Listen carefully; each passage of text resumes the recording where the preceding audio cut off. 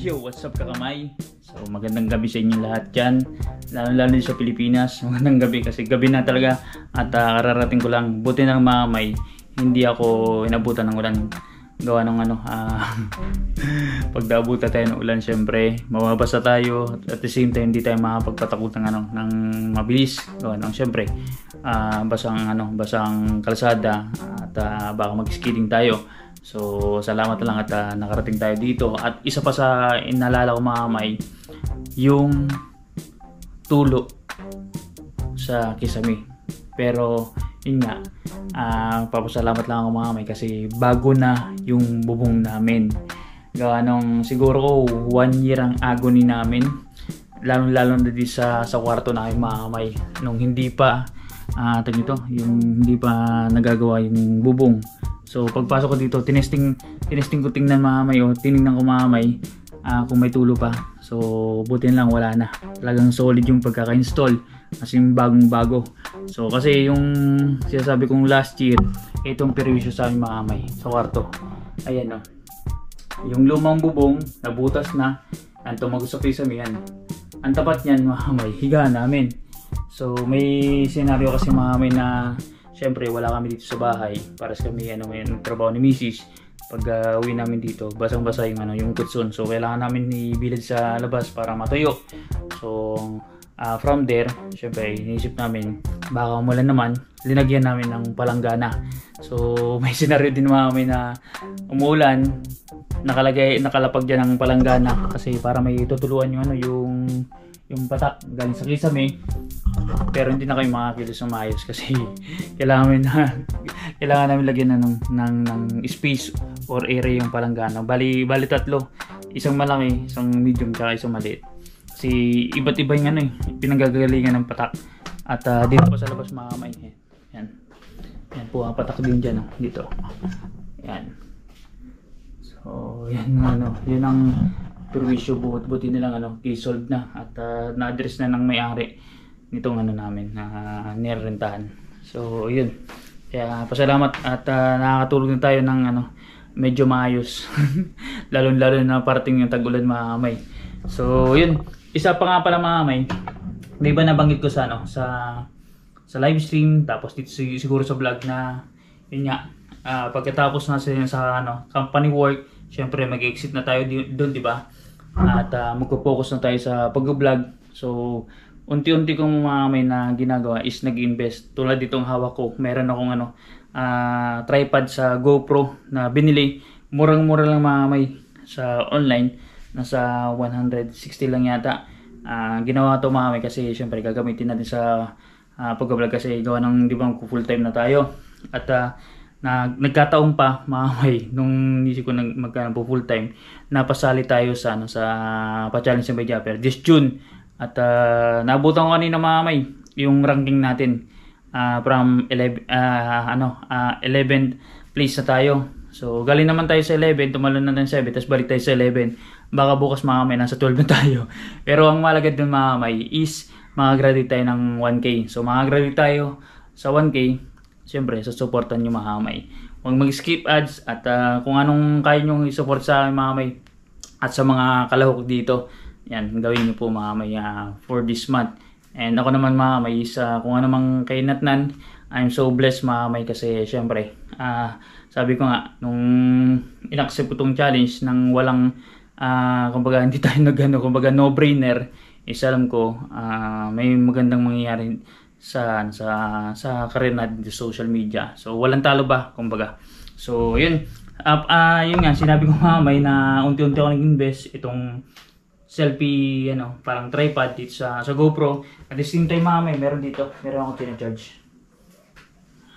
Matagal ko na tong binili yung wireless na lavalier. So magagamit ko to dito sa cellphone. Yan, ginagamit ko to mga sa pag-vlog dito sa cellphone para at least may options ako GoPro. Tapos ito pag nalobat ang GoPro kasi isa lang battery. So mag-invest pa ako ng battery sa GoPro. Gawa meron naman dito dito. Ayan sa totoo lang, meron talagang battery. Bale yan. 4 ito plus ito, 5. Tapos yung nabenta kong GoPro na luma, may dalawang battery. Bali 7 battery ko eh. Nung una, working siya, mga may. Dito din sa GoPro 10. Pero later on, hindi na siya nagana. Kahit anong salpak mo, hindi na talaga nagana. So, ibig sabihin baka na to, sira na. Pero sayang, di ba? Hindi ko dito laspag mamay. Akala niyo lang mamay tanggal yung yung parang faded siya pero hindi siya laspag. Kumbaga hinahalin-hinang ko sa yung paggamit. So yun. Mag-invest tayo mamay pag once na nagkanta yung budget. So inunti-unti ko lang mamay kasi hindi natin kayang yung pag sabay-sabayin. Syempre hindi naman parang actually priority siya sa akin kasi kailangan natin mag-focus sa vlog. Pero meron kasing mas priority na pinagkakabalan syempre yung sa anak muna natin. So anyways mga kamay, at isa pa mga kamay sa gusto ko invest yung nakita ko sa Facebook mga kamay, tapos sinerch ko sa Lazada at nabanggit ko kay Mrs. na yun nga magpo full time vlog ako after ng pag-resign na sa trabaho. At yun nga pinakita ko sa kanya yung trip ko na parang gadget ba to? Basta yung equipment na gagamitin sa vlog. At ang ginawa ni Mrs. Inantayin niya na mag-sale. Kasi nung tinignan ko itong mga kamay, ito, pakita ko na sa inyo mga kamay unboxing na rin to diretso. Itong selfie stick. So, ang price nito mga kamay nung nakita ko nasa 1,000 plus. Tapos inantay ko na nag-sale. Nasa 1,000 plus pa rin. Ang ginawa ni Mrs. Naganap siya ng ibang platform ng pagbibilian at nakakita siya nasa 800. Doon sa Shopee yata mga may 800. Ngayon, inantabayan ni Mrs. na mag-sale ulit. Ngayon yata yung June 6, 66 yan. From 800 mga may, naging 500 lang na lang siya. So, ito po yung binigay sa akin ni Mrs. At alam ko, parang dual purpose gawa nung magagamit ko to at magagamit din ni Mrs. tsaka nung anak ko. Kasi mahilig siya mahilig sila sa selfie, sa picture. So, pag once na kailangan nila, pwede nga gamitin. Pero sa akin talaga ito mamay. Pag binigay ni Mrs. parang investment na rin mamay kasi itong magiging source of income natin yung social media eh. So, yun. Unboxing tayo mamay Medyo mainit na rin Ito. Ang tawag nito, TNW ang brand. L18. So, sa mga gusto yung parang nag-umpisa, pwede kayo mag-invest ng ganito. Kahit pa paano. Mura lang naman mamay. Sa 500 nga. Pero ang original price 1,000 plus. Itong selfie stick mamay, nasa 1.8 meters. So, halos 7 footer mamay. Mataas pa sa akin. So, kagandahan nito mamay. Nung nawaan ko, kala ko plastic siya. Pero mabigat mamay. Ito maganda. Mabigat siya. Parang may pampabigat mamay. Parang may tingga sa ilalim. So, ito, parang hindi lang dual. Ang daming purpose ito mamay. Pwede siyang selfie stick, monopod, at the same time mamay, tripod. So, nabubuka yung ilalim. Yan. Bukan natin mamay. Yan para maging paa. So, set up lang natin mamaya para makita po ninyo. Yan mamaya. Atake lang natin. Yan. Diba? Paa na siya. So, itatayo ko siya mamay. Kasi sabi dito 1.8. So, ibig sabihin, hahatakin natin pataas. Ayan. Unti-unti natin hatakin. Parang may level siya mamay. Ganun siya mamay. Pabayin natin mamay. Simpaba. Sobrang haba mamay. Sige, extend pa natin. Yan. Kasing tangkad ko na. Actually, pwede pa siya pabayin. Yan Ayaw ko lang hatakin mamay. Baka masira. Kasi di pa natin alam kung anong ito. Kung yung quality ba, high quality. Kung durable ba. So, ito mamay. Nakatayo na siya mamay. Pakita ko sa inyo Ayan. Halos kapantay ko siya mamay. Yan, ayan pa So, medyo may kabigatan. Ang nito, pag malakas ng hangin, siguro ko tutumba to mamay. Kasi hindi naman sobrang bigat Sakto lang bigat. Pero goods na rin sa presyo. So set up ko lang mga kamay ha. Papakita ko lang sa inyo mga kamay. Para at least yung unboxing natin yung sulit. So yan, medyo ibaba natin yung itong tripod. Yan mga kamay ha. Ang gagawin natin is ito, itataas natin mga kamay para i-lock. May panlock dito sa tabi. Yan. Pag lock natin mga kamay, saka natin ilalagay yung cellphone. Ito. Bubuka lang natin ito mga kamay. May bukaan dyan. Babala natin yung konti. Parang kitang-kita naman. Bubuka lang natin ito mga kamay. Yung holder ng cellphone. So, sa ilalim ng spring, aatakin nyo lang mga kamay pababa. Pupush nyo lang pababa. Tapos insert nyo. Ayan na po mga kamay. So, yun. Kagandahan niya mga kamay. Since sa tripod na siya, no? Kapag mag-i-intro ko galing sa malayo, pwede. Kasi alam nyo mga kamay, meron siyang remote control. Ayan, pakita ko sa inyo mga kamay. May remote control dyan. Ayan, may remote control. Itong remote control niya mga kamay, nadidetach yan. Natatanggal. Ayan. So, sabi ko nga, kung mag-intro ka sa malayo, pwede. Kasi, pwede mo siya i-start tsaka stop. Kung magbibideo ka. Pag magsiselfie ka, okay din. Sa photos, pwede din mga kamay. Kahit sa malayo ka, pwede ka mag-click ng click. So, ano to, mga kamay?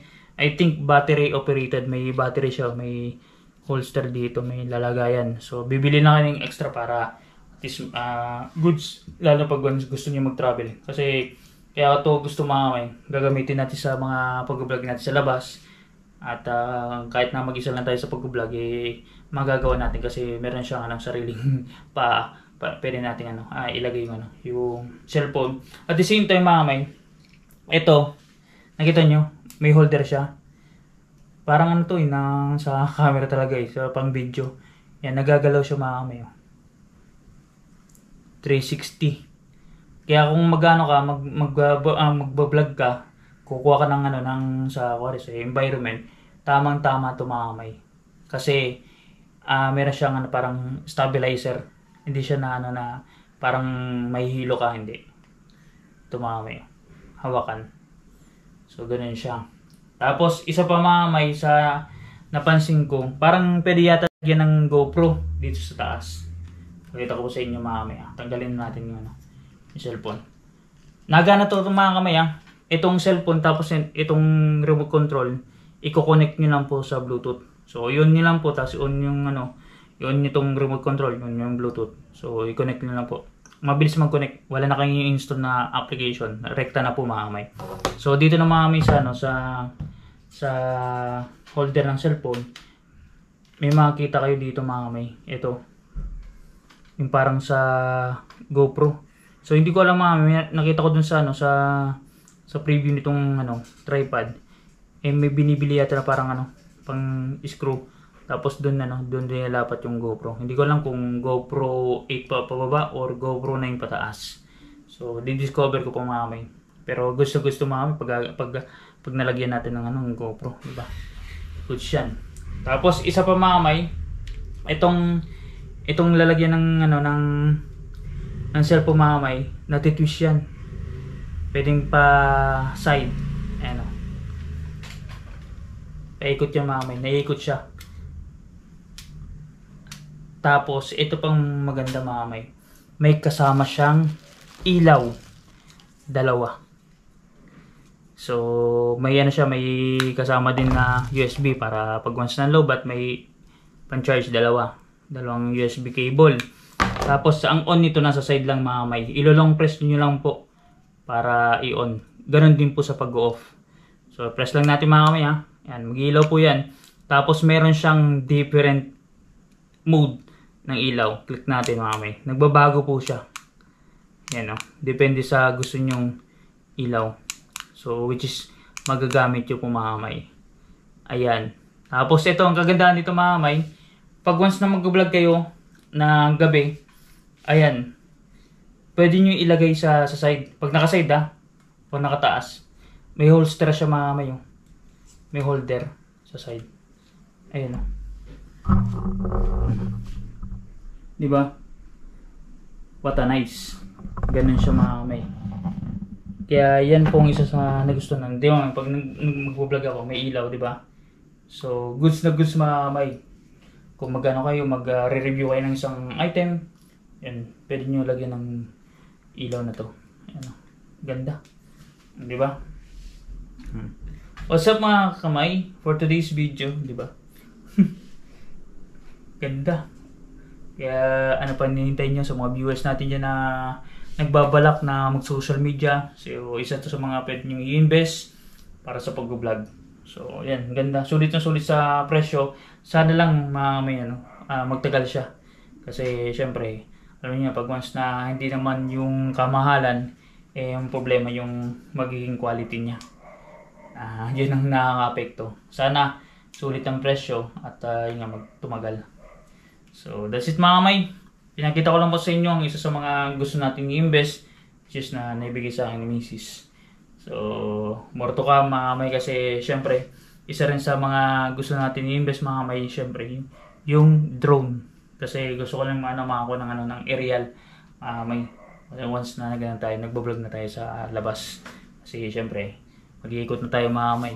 Kailangan natin i-solidify yung natin vlog para at least mga kamay na maging presentable sa mga viewers natin, sa mga nandiyan nakasubscribe sa atin, nakasuporta, tapos yung mga parating pa ba na magsusubscribe sa atin in the near future.